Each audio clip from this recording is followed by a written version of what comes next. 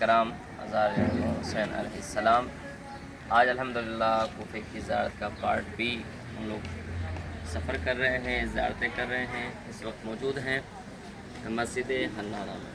مسجد حنانہ ایک تاریخی مسجد ہے اور وہ زمینیں جو اللہ نے سب سے پہلے خلق فرمائی ہے اور ان کو بے پناہ عظمتوں سے نوازا ہے، ان کو ثواب عطا کیا گیا ہے، ان میں سے ایک مسجد حنانہ بھی ہے۔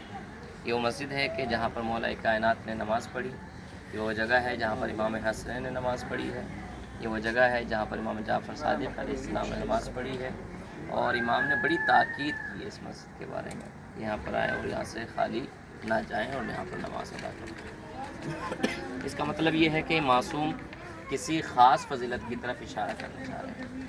مسجد حنانہ جب مولا کائنات جنگ صفین سے واپس آئے اور صحابہ کرام نے کہا کہ مولا ہم چاہتے ہیں کہ کوئی مسجد کو تعمیر کیا جائے، تو مولا نے ان کی خواہش کی بنا پر اس مسجد کے سنگ بنیاد رکھا۔ اس مسجد کی کیا تقدیر ہوگی کہ جد اللہ کے ہاتھوں سے جس کی بنیاد رکھی گئی ہو، جس ولی اللہ نے اپنے ہاتھوں سے سنگ بنیاد رکھا ہو، تو یقیناً وہ مسجد عظمتوں کی حامل ہے۔ اور مسجد حنانہ کو حنانہ کیوں کہتے ہیں؟ حنانہ کے معنی ہوتے ہیں گریہ کرنا، جھکنا، خم ہونا۔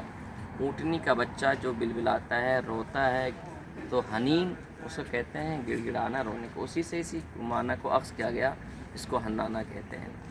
مطلب جب مولا کائنات کا انتقال ہوا، ان کی شہادت ہوئی اور ان کا جنازہ کوفہ سے نجف آ رہا تھا، اور جب یہاں سے گزر ہوا تو اس مسجد کے دیوار اور مینار جو خم ہو گئے اور رونے کی آوازیں بلند ہوئی، اور جب گڑ گڑایا اور آواز آئی تو اس وقت اس مسجد کو کیا کہا گیا؟ مسجد حنانہ، یعنی جس نے گریہ کیا ہو، جو خم ہو گئی ہو، چھپ گئی ہو۔ اور کیونکہ امیر کائنات کا جنازہ جا رہا تھا، امیر المومنین علی ابن ابی طالب کا جنازہ جا رہا تھا۔ اس کا مطلب یہ ہے کہ امام صرف انسانوں کا امام نہیں ہوتا، کائنات کی ہر شے جس کو سلام پیش کرے اسے امام کہتے ہیں۔ تو لہٰذا اس سے بڑھ کر کوئی کسی کا امام نہیں ہو سکتا۔ کائنات کی ہر شے جس کا احترام کرے، جس کو سلام کرے، اسی کو اپنا امام کہتے ہیں۔ تو مولا کا جنازہ یہاں سے گیا اور دفن ہوا ہے نجف میں۔ سب سے بڑی بات یہ ہے اس مسجد کی کہ جب واقعہ کربلا ہوا اور واقعہ کربلا ہونے کے بعد امام حسین السلام کو شہید کر دیا گیا اور ان کے لاشوں پر گھوڑے دوڑا دیے گئے، ان کے گھر والوں کو اسیر کر کے بغیر چادر کے ننگے سر کربلا سے کوفہ لایا گیا۔ عجیب منزل تھی اس وقت، خدا کی قسم، کہ جب وہ لائے گئے نا اسیر کر کے تو اس مسجد میں روکا گیا۔ جب آپ اندر جائیں گے وہ جگہ جہاں پر سرکل بنا ہوا، وہاں پر اس جگہ پر سر امام حسین السلام رکھا گیا تھا۔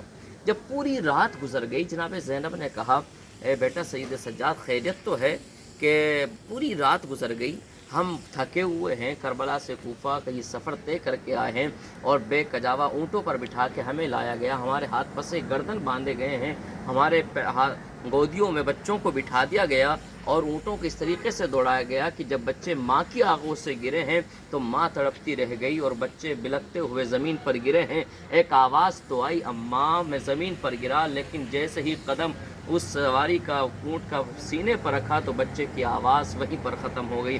ایک مرتبہ جب پوری دیر ہو گئی نا، جناب زینب نے کہا بیٹا سید سجاد خیریت تو ہے، کیوں ہمیں روکا ہوا ہے؟ کہا اے پھپھی اماں، ابھی دربار سجایا جا رہا ہے۔ اب جیسے جناب زینب نے دربار کا نام سنا فوراً تڑپ گئی اور ایک جملہ کہتی ہیں بیٹا جناب زینب جیتے جی مر جائے گی لیکن دربار میں نہ جائے گی، اس لیے کہ میں نے اپنی ماں فاطمہ زہرا کا حال دیکھا ہے کہ جب وہ دربار میں گئی تھی تو ان کے بال سیاہ تھے، لیکن جب دربار سے واپس آئی تھی تو بال سفید ہو چکے تھے۔